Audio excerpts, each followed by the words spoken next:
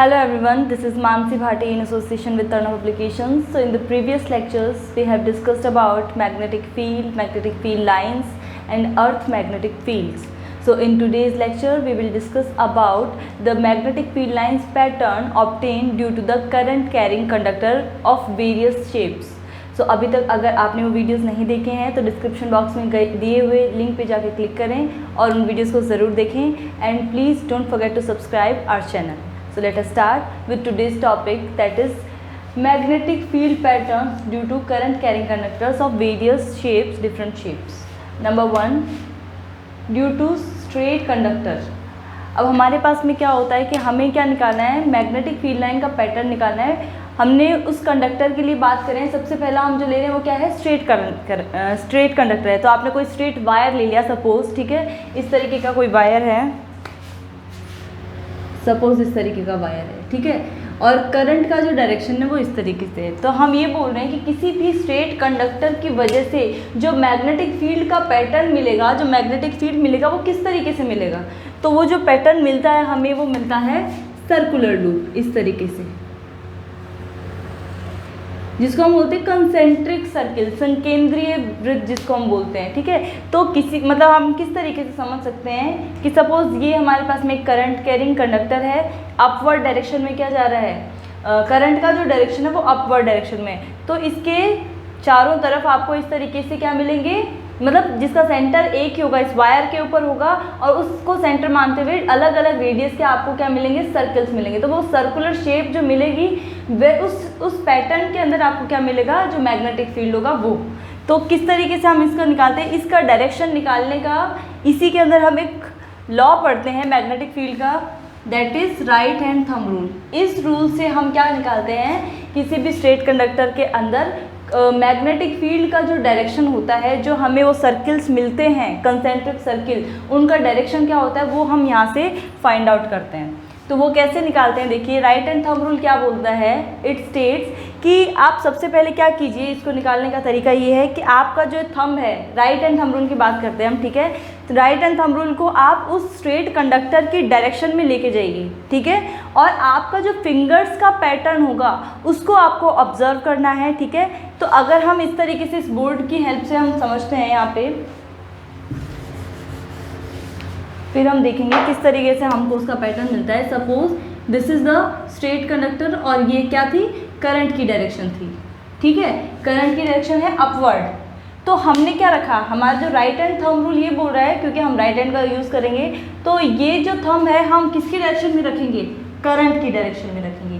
Current की direction में रखेंगे तो आप क्या ऑब्जर्व करते हैं, आपका जो फिंगर्स का डायरेक्शन होता है इस तरीके से, ठीक है, वो क्या रहता है, एंटी क्लॉकवाइज रहता है. जब आप इसको स्ट्रेट कंडक्टर की डायरेक्शन में करते हैं तो आपका जो फिंगर्स का डायरेक्शन रहता है वो एंटी क्लॉकवाइज रहेगा, ठीक है. तो आपको जो कंसेंट्रिक सर्किल्स मिलेंगे उनकी जो डायरेक्शन होगी वो कैसे होगी, एंटी क्लॉकवाइज. तो यू कैन से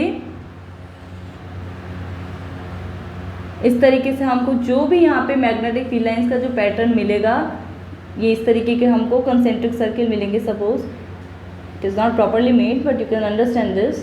तो उनका जो डायरेक्शन होगा वो इस तरीके से होगा, क्योंकि आप देख सकते हैं अगर हमारा थंब इस साइड रहता है तो हमें जो फिंगर्स का जो डायरेक्शन है वो इस साइड रहता है. तो इस साइड मीन्स इस तरीके से clockwise and anti clockwise. This is clockwise direction and this is anti clockwise. This is clockwise and this is anti clockwise direction, ठीक है.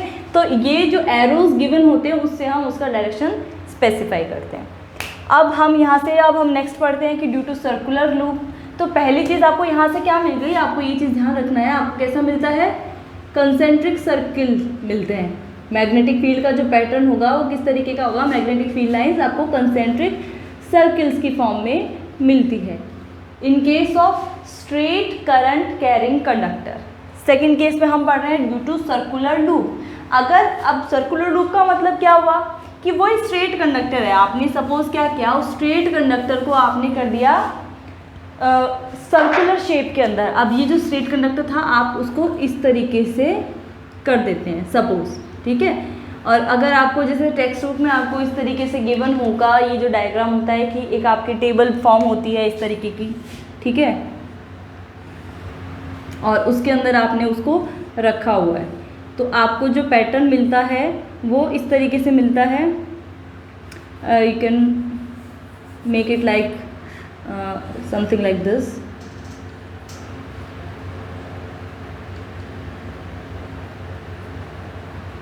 तो आपको पैटर्न कैसा वहाँ से मिलेगा ये हम देखते हैं अभी। तो ये कोई भी टेबल है, टेबल का जो प्लेन है सपोज, ठीक है, और आपका ये किसी बैटरी से उसके बाद में क्या होता है, कनेक्टेड होता है सपोज इस तरीके से। आपने जो डायरेक्शन उसको दी है वो उस पर डिपेंड कर रहा है करंट का डायरेक्शन क्या है, ये आई करंट है, दिस इज आई करंट, ठीक है, इस तरीके से। तो यहाँ पे आप देखिए ये जो बोल रहा है टेबल का लूप मतलब क्या होगा, मैं आपको एक्सप्लेन करती हूँ एक चीज़ से। देखिए हम इस तरीके से इसको अगर 3D में देखें तो हम इसको कैसे कंसीडर कर रहे हैं। It is like something you can से, सपोज आपके पास में ये रजिस्टर है मेरे पास एक, ठीक है, मैं आपको एक्सप्लेन करने की कोशिश करती हूँ कि हम 3D में किस तरीके से इसको समझ सकते हैं। ये कोई रजिस्टर है, हमने ये एज अ टेबल समझ लिया, ठीक है। अब इसके ऊपर इस तरीके से, या आप इसको समझ सकते हैं इस तरीके से कोई लूप है वो बना हुआ है, ठीक है, नीचे से वो कोई बैटरी से क्या है कनेक्टेड है। तो वो वायर जो सर्कुलर शेप में है वहाँ पे कैसा पैटर्न हमको मिलेगा, क्योंकि हमने मैग्नेटिक फील्ड के लिए क्या बोला कि as you are flowing the current in the conducting wire you will see that some field is created around this wire due to the moving charges, and moving charges always generates the magnetic field। तो वो magnetic field का एक pattern हमको मिल रहा है, वो हम यहाँ पे देखेंगे, वो कैसा मिलेगा वो चीज़ हम देखेंगे यहाँ पे।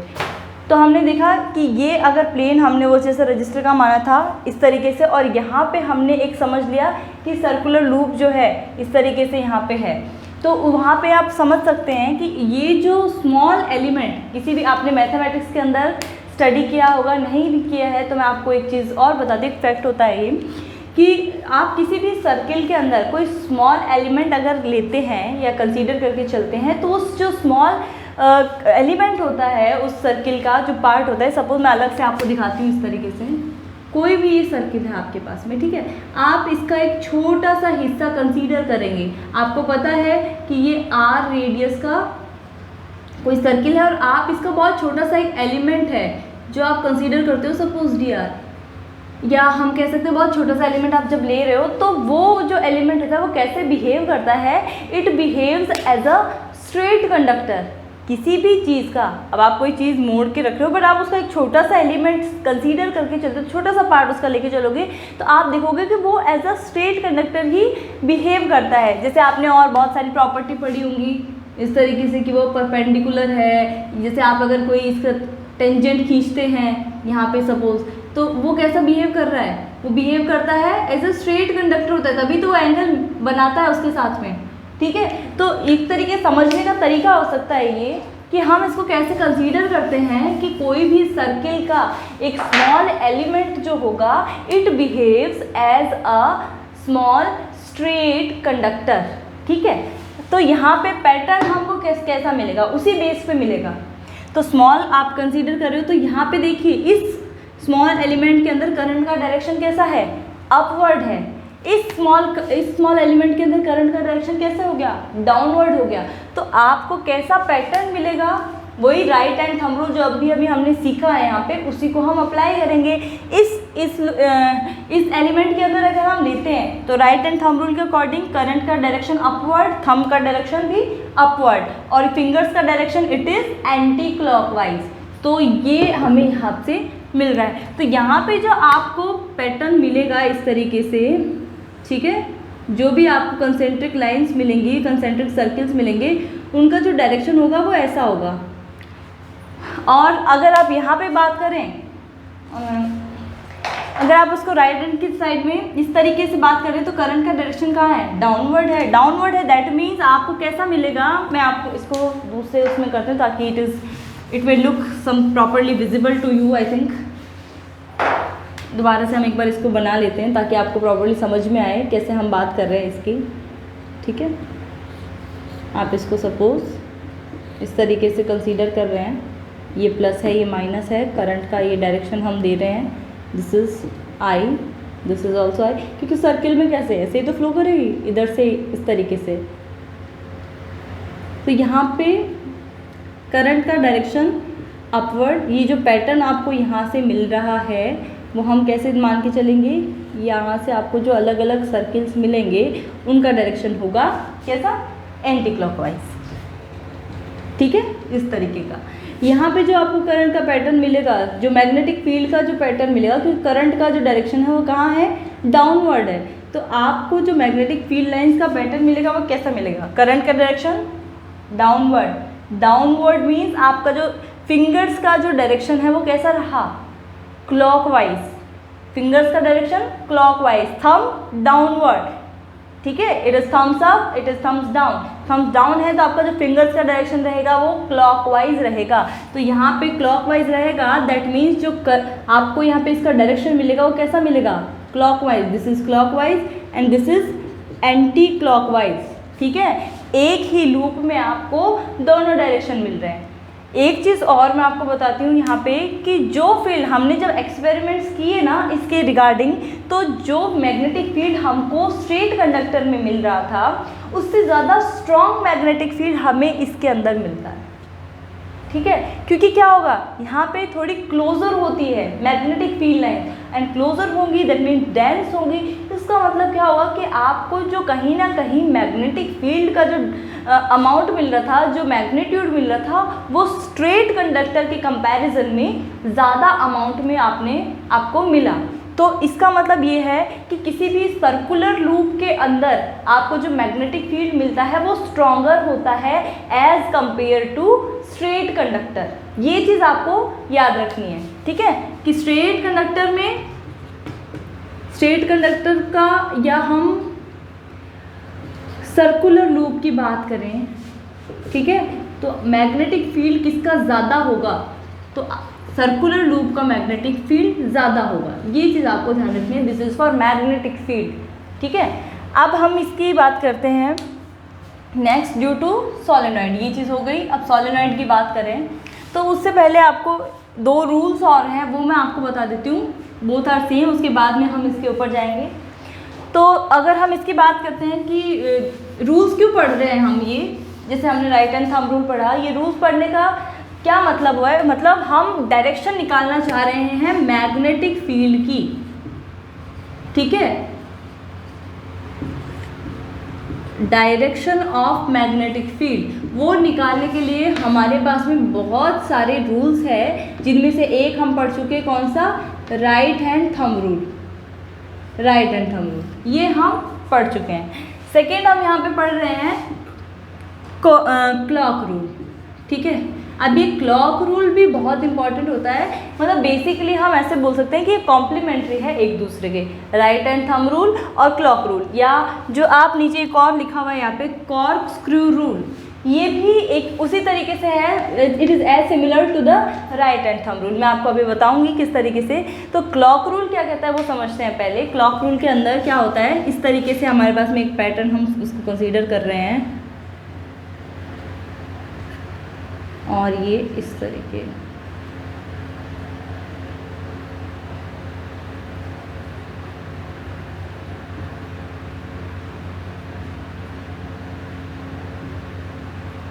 तो आप ये डायरेक्शन देखिए, आपको डायरेक्शन दिख रहा होगा किस तरीके से, this is an and this is S.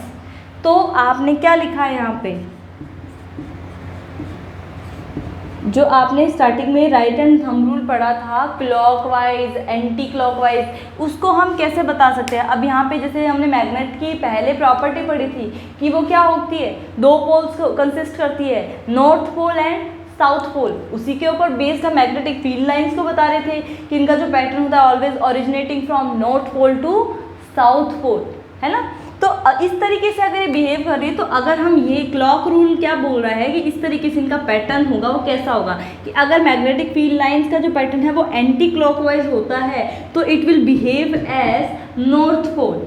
अगर उनका पैटर्न जो मैग्नेटिक फील्ड लाइंस का मिल रहा है वो क्लॉकवाइज मिलेगा, then it will behave as south pole. And S, इनके अगर आप इनको एरो लगा दें और फिर आप इसकी एक इस तरीके से पैटर्न को ऑब्जर्व करेंगे तो यू विल सी कि it is clockwise and it is anti clockwise. ठीक है, तो ये चीज़ आपको याद रखनी है। इट इज़ कॉम्प्लीमेंट्री, सिर्फ आपको डायरेक्शन निकालने के लिए एंड कैसे बिहेव करता है एज नॉर्थ पोल और एज अ साउथ पोल, ये चीज़ आपको निकालने के लिए ये आप पढ़ते हो। और both are complementary, right hand thumb rule and clock rule, दोनों ही चीज़ों से हम इसको निकाल सकते हैं। कई बार एक चीज़ पूछ के दूसरी चीज़ अपने आप निकल जाती है, इसके लिए हम दोनों चीज़ों को, दोनों रूल्स को स्टडी करते हैं।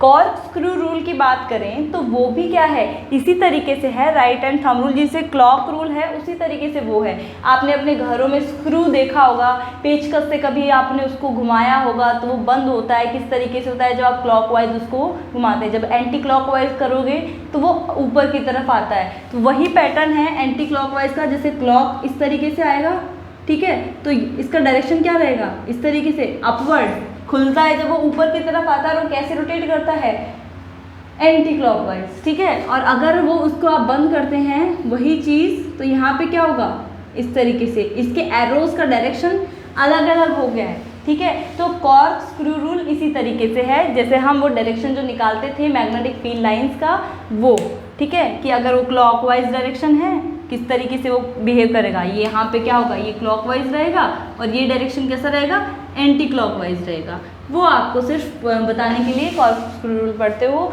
बोथ आर सिमिलर, कोई ज़्यादा फर्क नहीं है। अगर आप इस दोनों सीख लेते हो तो that will be also enough for you. अब नेक्स्ट अपन पढ़ते हैं, इसके बाद में आता है ड्यू टू सोलेनॉइड। अब ड्यू टू सोलेनॉइड का मतलब सबसे पहले हमको ये पता होना चाहिए कि व्हाट इज़ सोलेनॉइड, सोलेनॉइड क्या है, ठीक है। तो अब हम बात करते हैं सोलेनॉइड की, ठीक है। हमने डिफरेंट पैटर्न्स जो पढ़ लिए, उसके बाद में हमारा जो तीसरा पॉइंट है कि मैग्नेटिक फील्ड लाइन का पैटर्न सोलेनॉइड की वजह से कैसा होगा। तो ये बताने के लिए सबसे पहले हमें ये पता होना चाहिए कि सोलेनॉइड क्या है, व्हाट इज़ सोलेनॉइड। तो सोलेनॉइड क्या है, इस तरीके का एक अरेंजमेंट यहाँ पे मैंने बनाया है, वो उसको हम क्या बोल रहे हैं, देखो किस तरीके का अरेंजमेंट है कि it is a kind of a long chain containing close turn, ठीक है। जो n नंबर ऑफ टर्न्स की इस तरीके से एक लॉन्ग कॉइल की चेन है, उसका जो अरेंजमेंट, उसके दो एंड्स जो होते हैं उसको हमने किसी बैटरी से कनेक्ट कर दिया, तो इस तरीके का जो अरेंजमेंट होता है उसको हम बोलते हैं सोलेनॉइड। यू कैन से it is a spring like structure. So you can imagine what I am saying. आपने स्प्रिंग कभी ना कभी सबने देखी होगी, उसके अगर किसी दो एंड्स को हमने बैटरी के साथ में कनेक्ट कर दिया, ठीक है, तो वो जो स्ट्रक्चर होता है उस तरीके का, उसको हम समझ सकते हैं कि it is a kind of solenoid, एक सोलेनॉइड का स्ट्रक्चर है वो, ठीक है। सो बेसिकली फर्स्ट पॉइंट क्या हो सकता है इसके लिए कि it is a long coil containing n number of turns in coil, ठीक है। So this is the solenoid. दूसरी चीज़, इसका जो पैटर्न हमको मिलता है वो कैसे मिलता है, यहाँ पे हमने इसकी सर्किट क्लोज कर दिया, ठीक है। तो यहाँ पे क्या होगा, वायर में जो करंट है वो इस तरीके से पास कर रही है अपवर्ड। यहाँ पे मैंने अलग अलग कलर से इनके डायरेक्शंस को दिखाया है, तो आप उसको किस तरीके से कंसीडर कर सकते हैं कि सपोज एक कोर मटेरियल होता है, ठीक है, वो आपने इसके इनसाइड आपने इस तरीके से रख रखा है और इसके चारों तरफ आपने वो स्ट्रेट कंडक्टर जो कंडक्टर है उसको आप इस तरीके से उसके अराउंड रैप कर रहे हो, ठीक है। तो रैप अप किया आपने, तो आप समझ सकते हैं इस चीज़ को, इमेजिन करते रहिए जैसे मैं बोल रही हूँ, so that you can understand better. तो यहाँ पे क्या हो रहा है, इसके तरफ जो यहाँ पे जो जितने भी आपको वायर्स इस साइड में मिलेंगी, उनका जो करंट का डायरेक्शन है वो क्या होगा। अगर हमने यहाँ पे पॉजिटिव डायरेक्शन दिया है, पॉजिटिव करंट, पॉजिटिव एंड है ये इस तरीके से, तो करंट का direction from high potential to low potential इस तरीके से करंट फ्लो कर रहा है। तो यहाँ पे जो भी इस साइड में आएंगे, फ्रंट साइड में आपके, वो कैसा, उनका जो डायरेक्शन होगा वो होगा अपवर्ड। और बट जो इस साइड में होंगे, जो इस तरफ से ऐसे आ रहे हैं, तो इस साइड में उनका डायरेक्शन कैसा होगा, नेगेटिव, उसका डाउनवर्ड उनका डायरेक्शन होगा। अब अगर हम मैग्नेटिक फील्ड लाइंस के पैटर्न की बात करें तो वो कैसा होगा, तो आप देखिए कि वो इस तरीके का कोई पैटर्न आपको यहाँ पे मिलेगा। क्यों, क्योंकि यहाँ से भी तो जा रही है, और जब आप देखोगे तो आपको तो करंट की डायरेक्शन नहीं करना है, थंब का डायरेक्शन ये और इसका डायरेक्शन क्या होगा, एंटी क्लॉकवाइज। तो इस तरीके से जितनी भी आपको लाइंस मिलेंगी यहाँ से ये, ठीक है, हम इस वो दे विल बी पैरेलल, ये थोड़ी सी मैंने प्रॉपर्ली नहीं बनाई है, आप उसको समझ सकते हैं इस तरीके से, ठीक है। तो ये इस तरीके से यहाँ पे आपको ये इसका डायरेक्शन का मिलेगा, you can say like this. नीचे की बात करें तो it will be as like this, तरीके से आपको मैग्नेटिक फील्ड लाइंस का जो पैटर्न है वो मिलेगा। तो आप यहाँ पे क्या कंसीडर कर रहे हैं, एक तरीके से आप देखिए कि इसके इनसाइड द मैग्नेट जो आपको मिल रहा है, ठीक है, इनसाइड द मैग्नेट जो आपको मैग्नेटिक फील्ड लाइंस मिल रही है वो क्या मिल रही है, सारी पैरेलल मिलेंगी। ये डायग्राम थोड़ा सा मैंने प्रॉपर नहीं बनाया, बट आप इसको समझ सकते हैं इस तरीके से कि यहाँ पे क्या मिलेगा आपको, इनसाइड दिस सोलेनॉइड जो मैग्नेटिक फील्ड लाइंस होगी वो सारी की सारी आपको पैरेलल मिलेगी। पैरेलल मिलने का मतलब क्या हो गया कि अंदर जितने भी पॉइंट्स आप कहीं भी देखते हो, कोई पार्टिकल रखा हुआ होगा तो उसके लिए हर पॉइंट के ऊपर मैग्नेटिक फील्ड की जो वैल्यू होगी that will be same. That means this kind of magnetic field inside the solenoid will be uniform magnetic field. वो कैसा मैग्नेटिक फील्ड होगा, यूनिफॉर्म होगा। अब हम बात करते हैं कि इसका किस तरीके से वो बिहेव कर रहा है, क्योंकि हम इसके डायरेक्शन निकाल रहे हैं। जब इस तरीके से हमको लूप मिलेंगे, हमने प्रीवियसली अभी से जस्ट पहले निकाला था सर्कुलर लूप के अंदर, ठीक है, तब हमको जो पैटर्न मिला था, और यहाँ पे वही क्या है, सर्कुलर लूप्स को आपने बढ़ा दिया, नंबर ऑफ टर्न्स आपने कनेक्टेड कर दिए, बढ़ा दिया और इस तरीके से आपने उसको कनेक्ट किया है। तो वहाँ पे उसी तरीके से हम उसकी डायरेक्शन निकालते हैं। तो इसको जस्ट इमेजिन कीजिए ये 3D के अंदर है ये चीज़, ठीक है, इस तरीके से आप कर रहे हैं तो आपको जो पैटर्न मिल रहा है वो इसके अपवर्ड या इसके डाउनवर्ड मिल रहा है। तो हमें बिल्कुल वैसा ही पैटर्न ऑब्जर्व होता है जब हम इसका एक्सपेरिमेंट करते हैं, जैसा कि किसी बार मैग्नेट के अंदर हमको मिलता। सपोज बार मैग्नेट में हमने ये पढ़ा था कि if it is S, it is an और एस, कहीं भी आप ले सकते हैं। उनके जो पोल्स होते हैं दीज आर परमानेंट, क्योंकि बार मैग्नेट क्या होती है, परमानेंट मैग्नेट होती है। तो इसकी मैग्नेटिक फील्ड लाइंस आपको मिलेगी, वो कैसे मिलेगी, नॉर्थ टू साउथ हमेशा, ठीक है। तो वही पैटर्न हमको इस सोलेनॉइड के अंदर देखने को मिलता है, ठीक है। तो उसका एक जो सिरा होगा, मतलब अगर आप इसका हम और कैसे एक्सपेरिमेंट को वेरीफाई कर सकते हैं कि अगर आप इसी तरीके के सोलेनॉइड को फ्रीली सस्पेंड करेंगे तो ये बिल्कुल उसी तरीके से अपने आप को अलाइन कर लेगा जैसा कि कोई बार मैग्नेट करती, ठीक है, अर्थ के मैग्नेटिक फील्ड के इन्फ्लुएंस में। तो अगर नॉर्थ पोल एक दूसरे को रिपेल कर रहे हैं, ठीक है, अगर इसका एक पोल जो अर्थ के नॉर्थ पोल को रिपेल करता है तो इट मीन्स एक पोल कैसे बिहेव करेगा, एज अ नॉर्थ पोल, और दूसरा कैसे करेगा, अगर जो अट्रैक्ट करेगा वो कैसे बिहेव करेगा, साउथ पोल की तरह बिहेव करेगा।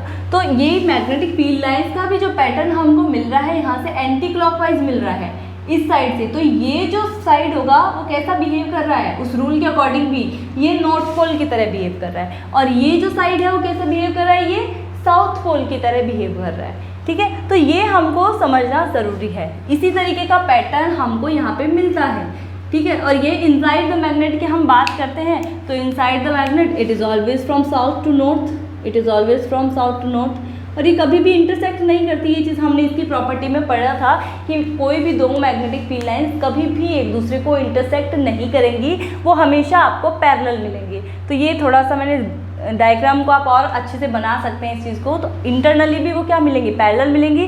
तो जो मैग्नेटिक फील्ड होगा it will be uniform magnetic field, ठीक है। ये चीज़ को आपको ध्यान में रखना है। तो दूसरा इसका पैटर्न हमको मिल गया, किस तरीके का मिलता है कि ड्यू टू सोलेनॉइड हमको वैसा ही पैटर्न मिलता है जैसा हमें बार मैग्नेट में मिलता है, ठीक है। So now what we can say, एक और चीज़ होती है कि इसकी जो स्ट्रेंथ होती है मैग्नेटिक फील्ड की, फिर वो किस पे डिपेंड करती है। अगर हमें इस तरीके की स्ट्रक्चर है, क्योंकि ये क्या है, करंट के साथ में कनेक्टेड है, सर्किट है एक, इसके दोनों एंड्स को हमने बाकायदा बैटरी के साथ में कनेक्ट किया हुआ है। तो यहाँ पे कैसा मैग्नेटिक फील्ड हमको मिलेगा, पैटर्न मैग्नेटिक फील्ड लाइन का पैटर्न हमको बिल्कुल बार मैग्नेट की तरह मिलेगा, ये हमने देख लिया। बट उसकी जो स्ट्रेंथ होगी वो कौन कौन से फैक्टर्स पे डिपेंड करती है, इनके ऊपर बेस्ड न्यूमेरिकल्स होते हैं, ठीक है। तो हमें ये चीज़ पता होनी चाहिए कि कौन कौन से फैक्टर्स के ऊपर मैग्नेटिक फील्ड की जो स्ट्रेंथ है वो डिपेंड करती है। तो number 1, it depends upon the number of turns. पहली चीज़ बहुत इंपॉर्टेंट, क्योंकि हमने सबसे पहले जब स्टार्ट किया था तो ये पढ़ा था कि एक स्ट्रेट कंडक्टर का मैग्नेटिक फील्ड, फिर हमने पढ़ा था एक सर्कुलर कॉइल का मैग्नेटिक फील्ड, उसके बाद में हमने पढ़ा सोलेनॉइड का। तो हमने सर्कुलर और स्ट्रेट के अंदर ये पढ़ा था कि सर्कुलर लूप के अंदर जो मैग्नेटिक फील्ड होता है वो स्ट्रेट कंडक्टर की कंपैरिजन में ज़्यादा स्ट्रॉन्ग मिलता है। तो अगर हमने वही नंबर ऑफ टर्न्स को बढ़ा दिया तो वो मैग्नेटिक फील्ड की जो स्ट्रेंथ होगी वो भी बढ़ जाएगी। जितने नंबर ऑफ टर्न्स आप उसको बढ़ाओगे उतने नंबर ऑफ टर्न्स उसकी उतना टाइम्स इसकी जो स्ट्रेंथ होगी मैग्नेटिक फील्ड की वो बढ़ जाएगी। तो हम इसको बोल सकते हैं कि मैग्नेटिक फील्ड को हम सिंपली B से डिनोट करते हैं। ये मैंने आपको पहले भी बताया है। तो ये किस पे डिपेंड कर रहा है? It depends upon number of turns of the coil. अगर कम ज़्यादा जितने भी आप करते हो उसकी वैल्यू उसी अकॉर्डिंग वेरी करती है, मैग्नेटिक फील्ड की जो स्ट्रेंथ होती है उसकी वैल्यू। दूसरी चीज़ होती है करंट। तो हमने सबसे पहले बहुत बेसिक जो हमने स्टार्ट किया था कि moving charges generate magnetic field. तो करंट का वैल्यू आप जितना दोगे उतना ही आपको मैग्नेटिक फील्ड मिलेगा। अगर आपने करंट की वैल्यू को इंक्रीज कर दिया, मैग्नेटिक फील्ड की वैल्यू भी इंक्रीज हो जाएगी, क्योंकि मूविंग चार्जेस की जो रेट होगी फ्लो करने की वो भी बढ़ जाएगी। तो उसकी वजह से जो मैग्नेटिक फील्ड जनरेट होगा वो भी और ज़्यादा बढ़ जाएगा। तो इसका मतलब हम क्या बोल सकते हैं? It also depends upon the current. ठीक है, तो मैग्नेटिक फील्ड के दो फैक्टर हो गए। पहला फैक्टर तो कि नंबर ऑफ टर्न्स पे डिपेंड कर रहा है। दूसरा फैक्टर हो गया कि ये करंट जो आप उसमें दे रहे हैं, current given to the circuit, उस पर भी वो क्या कर रहा है? डिपेंड कर रहे हैं। तीसरी चीज़ कोर मटेरियल। अभी कोर मटेरियल क्या है?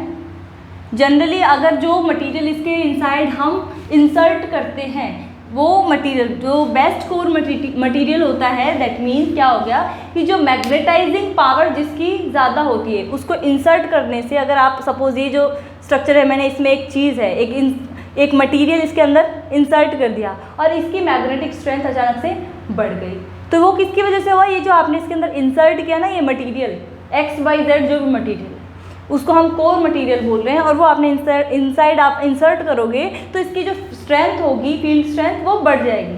तो ये मटेरियल क्या होता है? बेस्ट कोर मटेरियल जो होता है वो होता है सॉफ्ट आयरन कोर। ठीक है, इसकी प्रॉपर्टी आयरन से डिफरेंट होती है, मैं आपको बता दूं। तो सॉफ्ट आयरन कोर, इसको हम बेस्ट कोर मटेरियल मान के चलते हैं। क्यों? क्योंकि इसकी जो मैग्नेटाइजिंग पावर होती है, किसी भी दूसरी चीज़ के अंदर मैग्नेटिक प्रॉपर्टीज़ को जनरेट करने की जो पावर होती है, it is very much, it is large. ठीक है, ये बहुत ज़्यादा होती है, सबसे ज़्यादा इसी की हम लेके चलते हैं, मान के चलते हैं, इसलिए this is the best core material. अगर आप सॉफ्ट आयरन कोर की कोई बार इसके अंदर इंसर्ट कर दोगे तो इसका जो मैग्नेटिक फील्ड होगा वो और ज़्यादा कई गुना बढ़ जाएगा। ठीक है, तो these are the 3 factors on which the magnetic field strength depends. ठीक है, उसके बाद में हमने फिर क्या पढ़ लिया? हमने तीनों चीज़ें पढ़ ली। हमने पहले ये पढ़ा कि मैग्नेटिक फील्ड लाइंस का पैटर्न कैसा होगा, अलग अलग शेप के कंडक्टर्स अगर हमारे पास में हो। तो पहला हमने पढ़ लिया था स्ट्रेट कंडक्टर के लिए, दूसरा हमने पढ़ लिया था सर्कुलर लूप के लिए, तीसरा हमने पढ़ लिया था किसके लिए? सोलेनॉइड के लिए। तो उसके बाद में उन्हीं से रिलेटेड हमने कुछ रूल्स भी पढ़े।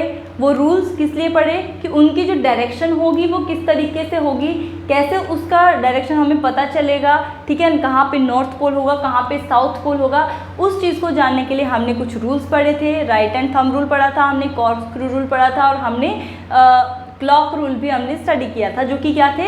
एक दूसरे के कॉम्प्लीमेंट्री थे, वो चीज़ स्टडी करी। उसके बाद हमने सोलेनॉइड के बारे में पढ़ा और उन फैक्टर्स के बारे में भी पढ़ा जिनके ऊपर मैग्नेटिक फील्ड स्ट्रेंथ डिपेंड करती है। ठीक है, उसके बाद में यहाँ पे देखिए आपके 2 रूल्स है, वो हमारे रह गए हैं, लेफ्ट हैंड फ्लेमिंग रूल और फ्लेमिंग्स राइट हैंड रूल और लेफ्ट हैंड रूल। 2 रूल हमारे यहाँ पे रह जाते हैं, तो वो हम पढ़ेंगे हमारी नेक्स्ट वीडियो के अंदर। ठीक है, क्योंकि उसके बाद के जो आपके जो टॉपिक्स आएंगे वो आएंगे AC generator and DC motor, electric motor जिसको हम बोलते हैं। तो उनसे पहले हम उनसे रिलेटेड रूल्स हैं उनको स्टडी करेंगे। तो till then stay tuned with Turn Up Publications, stay at home, stay safe. Thank you.